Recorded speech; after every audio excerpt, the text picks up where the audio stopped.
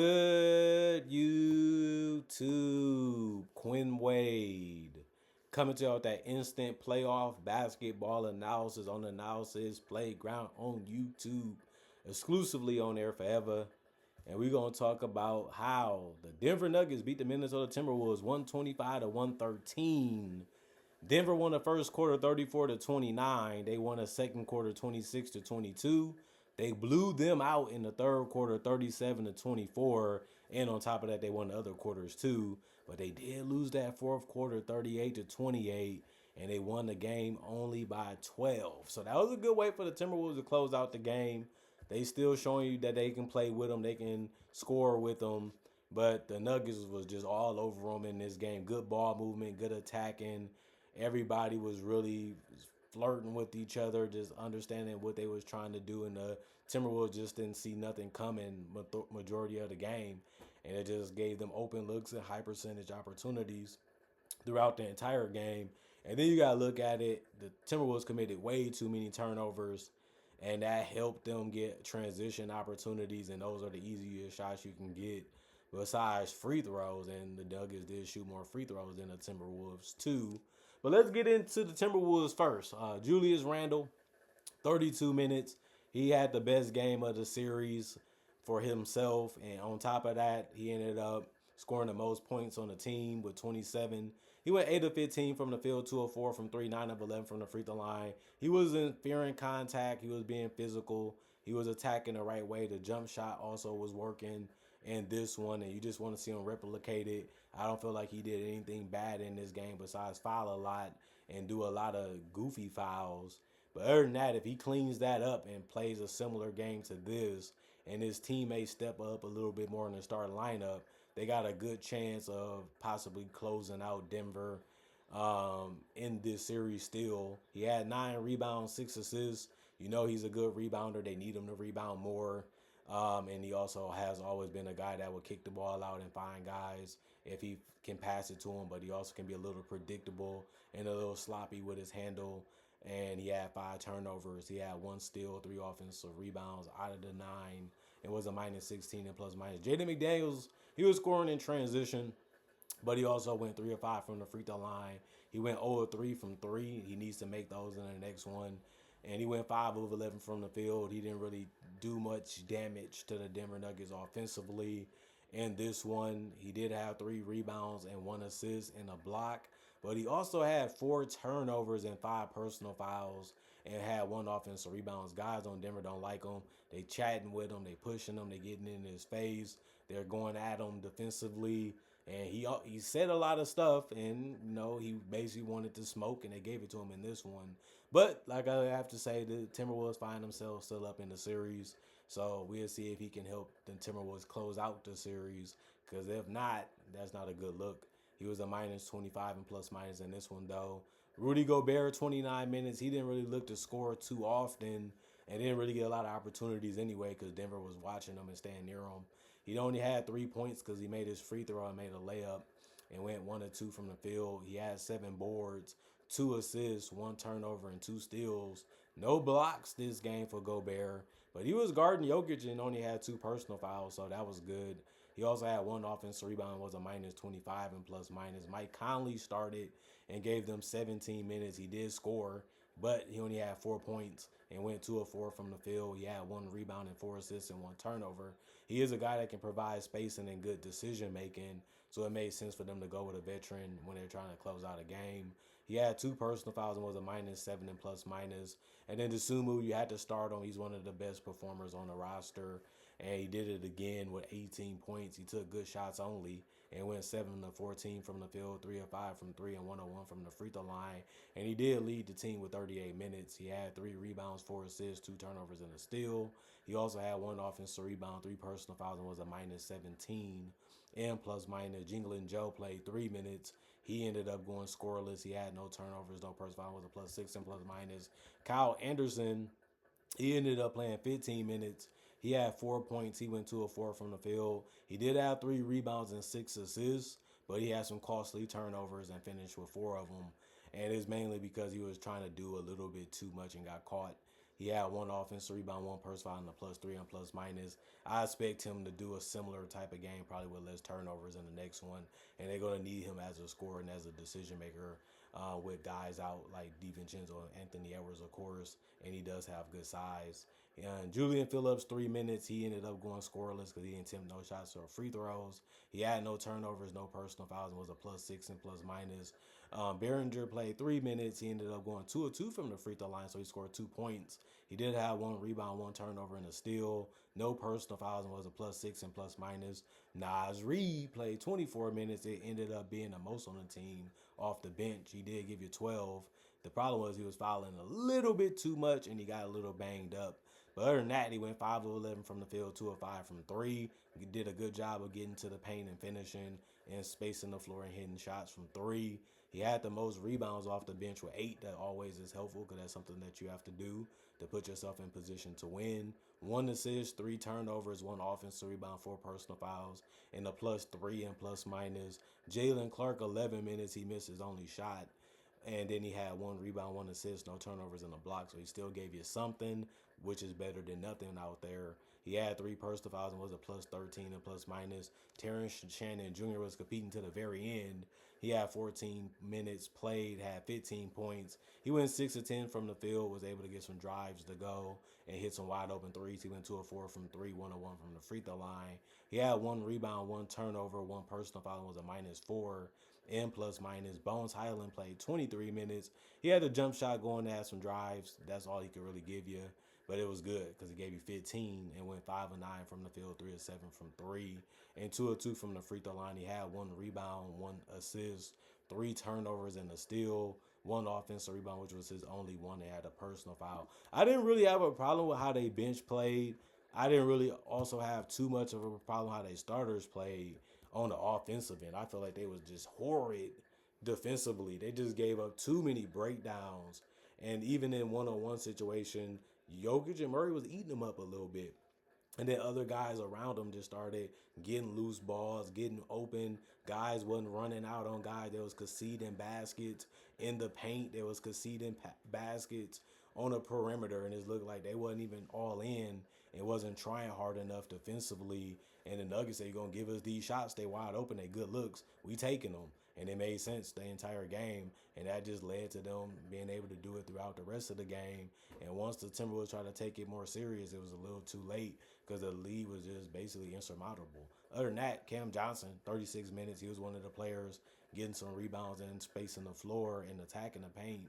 He had 18 points and went 8 of 13 from the field to get it. That's too good to shoot. He also went 2 of 7 from three. That was a bad thing, but it wasn't the worst. He had 6 rebounds, 5 assists, 1 turnover, and 3 steals.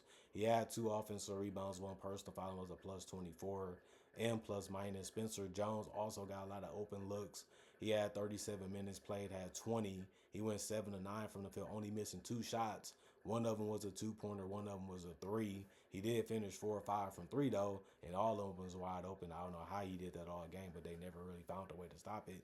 And then he went 2 of 2 from the free throw line. He had 3 rebounds, 1 assist, 1 turnover, 3 steals, and 3 blocks. So he did everything you could do on a basketball court besides get an offensive rebound. And he did get 5 personal fouls. They went at him when they could, and he still was able to stay in to play a valuable role for the Nuggets on both ends. He was a plus 13 and plus minus. He was a little bit too handsy and a little bit too pushy. And that's how he got caught up a lot. Nikola Jokic, 38 minutes. He had 27 points. It was game high for the Nuggets. He went 9 of 15 from the field, 1 of 4 from three, 8 of 10 from the free throw line. The 3-point shot still ain't there for him, but he can always score in the paint or near the basket and off offensive rebounds. He didn't get none today, but he can do that. So they got to watch out for that in the next one. Other than that, 16 assists. That's tough to do, especially as a big, but not for Jokic. And also 12 boards. You know he's going to do that. He loves being in the paint or near the basket, especially in defensive positions. But when you're guarding Rudy Gobert and not Nas Reed and stuff like that, you're going to be near the rim most of the time anyways. You just got to box out, and the ball should come to you if you want it enough. 3 turnovers and 2 blocks. He also had 4 personal fouls, was a plus 18 and plus minus. A really, really dominant performance for Jokic, just taking his time, reading what the defense is doing, and just trying to make the right play after that. And then Jamal Murray, 39 minutes. It ended up being the most on the team. He had played real well, 24 points. He went 9 of 23 from the field and 2 of 6 from 3, 4 of 4 from the free throw line. The best argument to make was he could have been more efficient, but when you're taking a lot of jump shots and taking some quick drives, it can kind of be that way.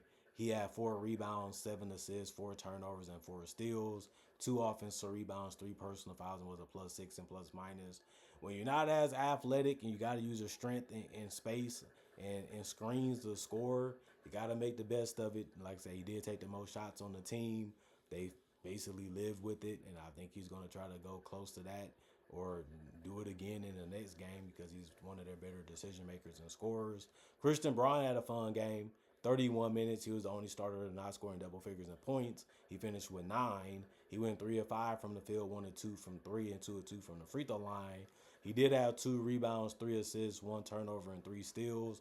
Everybody was trying to get their hands on the ball, and they did get in foul trouble for it, but they also got transition for it. So risk reward, I don't know if it's worth it in the next couple games, but it worked in this one.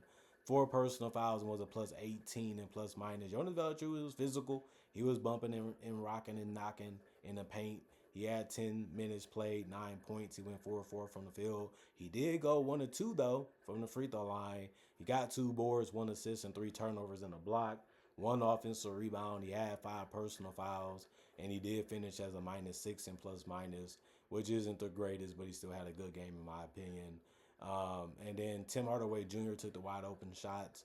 He had 12 minutes played. He had 8 points. He went 3 of 5 from the field. His only 2 misses was threes, but he still made one. So he finished 1 of 3 from the 3-point line, 1 of 1 from the free throw line. He had no turnovers, 2 personal fouls, and was a -1 and plus minus. Tyus Jones played 14 minutes. He ended up going 1 of 2 from the free throw line and 1 of 2 from the field for 3 points. He had 2 assists, no turnovers, and a steal. 1 personal foul and a -7 and plus minus. Bruce Brown, 20 minutes. That was the most off the bench. He's a competitor, and he had 7 points. He went 3 of 7 from the field, 0 of 2 from 3, 1 of 2 from the free throw line. He had 3 turnovers. He also had 2 steals, 3 personal fouls, and was a 0 and plus minus. And then you look at Julian Strother, 4 minutes. He went scoreless. He had no turnovers. He did get a personal foul. It was a -5 and plus minus. Denver lit him up. 83 field goals taken by them. They shot 57%. Timberwolves got a lot of their stuff in garbage time, but they still was able to do it efficiently. They still got to compete with whoever's out there. But 81 field goals taken by them. They shot 51%. 29 threes taken by the Nuggets. They shot 38%. While the Timberwolves took 28 of them. They shot 43%, which was good. And then 25 free throws taken by the Nuggets. They shot 80%. 23 taken by the Timberwolves. They shot 83%. And then they got out rebounded. The Nuggets did 38 to 29, but they did have 35 assists to the 26 of the Timberwolves. And then they only committed 16 turnovers while the Timberwolves committed 25. And the real way they got up and stayed up was the 16 steals, while the Timberwolves was only able to get 6. And they also got 6 blocks as a team, while the Timberwolves only got 2. 5 offensive rebounds for the Nuggets, 9 for the Timberwolves. 24 defensive rebounds for the Nuggets, 29 for the Timberwolves. 29 personal fouls for the Nuggets, 27 for the Timberwolves. And the Nuggets find a way to get it done in the elimination game, and they was at home. So ride the crowd. They're going to cheer you for you. They're going to want you to thrive. They want you to do good. They believed in you all season, even when there was an up and down one. A lot of injuries, a lot of guys in and out. Still no Peyton Watson, still no Aaron Gordon. But who cares now that Anthony Edwards and Dante DiVincenzo most likely going to miss the rest of the series? Kind of evens it out. But the problem is Jokic and Murray still healthy. They the best offensive engine in one of them in the league still, and they know how to get it done. They know how to win tight games. They know how to win tough games. And they lost 2 good defenders and 2 good shot makers, and they don't have nobody to replace them. So guys going to have to step up. I feel like Bones Highland tried to play as well as he could. He did a good job. Sumu, he didn't have the Herculean effort game in this one, but Tannen Sharon Jr. did step up and play well. And this one, Nas Reed had a solid game. It just, what more can you really get from this team? All you can say is let's take better care of the ball. Let's make better decisions. Let's value our possessions a lot more in the next one. And it just live with the fact that we got to give ourselves the best chance to win and not help them out by giving them turnovers, blocks, and a lot of free throws. And if they do that, they might have a chance to win closer than they did today. But Denver was all over them. They played no games. They came out ready to go from the get go. And the Timberwolves, they blinked their eye like this. Wow, what happened? And then they woke up in the fourth quarter and said, we can still win this. But you should have did that from the start. So if they get off to a better start and they keep it close, it can go either way. But that's the tough part because they still got Jokic. They still got Murray. And they can step up in the clutch. They can carry offenses and get guys good looks if they get too much attention. So I don't really see nobody on the Timberwolves that can do that. But they can still do it as a collective. They can still do it as a team. They just got to keep trying to find a way to break down the defense and make the right decision and just be ready to score and shoot and play a little bit better defensively, communicate a whole lot better, guard guys the whole game instead of leaving them open and not running out to them to contest. You gotta look at it and say every game matters at this point, even when you're up. They're not gonna give you the win. They're not just gonna let you have the win. And that's what the Timberwolves looked like to me. They just looked at it and said, we just going to go out here and beat these guys. You actually have to do it. And I don't feel like they did that tonight. And that's why they got their butt beat. And it can be that way. Sometimes you can think you have it all figured out until you got to actually go out there and execute it and get it done. They didn't do a good job of that. And you do got to throw Chris Finch under the bus because he allowed them to do that throughout their whole game, especially defensively. And that just can't happen when you're in an elimination game and then you're in the playoffs. You shouldn't even be allowing that to happen as a player. But it is Chris Finch's job to also hold them accountable. He didn't do that enough throughout this game, and he's going to have to get on a case when this game is over since it is now in the footage room. And they ain't watching footage. They know what they should have done before they even get to the hotels because their effort was terrible. And it was good that they got their butt spanked to wake them up and say, y'all got to do a whole lot more if y'all want to close out Denver. And since they didn't figure that out in this one, hopefully they figure out before the series is over and they might get eliminated. There's only 2 games that the Nuggets got to win, and they do get another home one. So that's not something you should be looking forward to without Anthony Edwards and DiVincenzo out for the whole series. And we don't even know if Aaron Gordon and those guys going to be out for the whole series. So that can add more trouble. Other than that, comment, like, subscribe, share. Hit the notification bell to get the analysis when it first come out. Y'all stay blessed up. Y'all stay good. Peace. And I'll see y'all later today, hopefully with more analysis with the playoffs and whatever else comes throughout the day.